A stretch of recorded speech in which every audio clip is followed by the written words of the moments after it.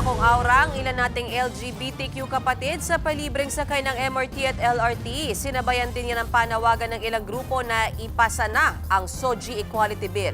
Nasa frontline ng balita niyan si Mobile Journal Arles de los Santos.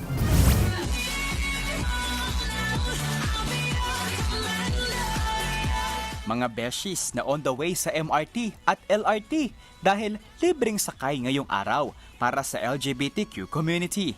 Pero teka, meme lang yan. Heto ang true lalo. Paparating na. Mas kabog ang paandar ng ilan sa kanila, gaya ng mga nagbihis drag queen with matching LGBTQ flag pa yan.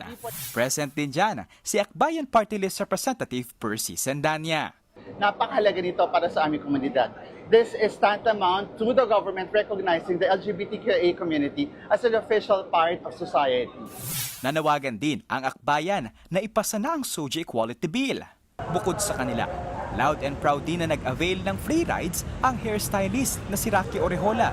Araw-araw siyang nagtetrend, kaya masaya siya sa libreng sakay. Maliliit na pag na amount, pinagsama-sama mo, will amount to something. Plus, it's fun. Nakatipid ka na, it's fun pa.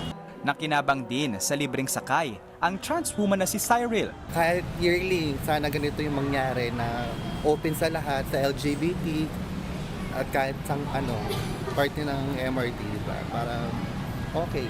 Hindi naman daw sila hiningan ng kahit anong requirement para makakuha ng libreng ticket. Lumapit lang daw sila sa staff ng istasyon para rito. Bukod naman sa LGBTQ community, nag-avail din ng libreng sakay ang mga solo parent gaya ni Elisa na galing pang Cavite. Sinabi lang din daw nila sa mga tauhan ng tren na solo parent siya.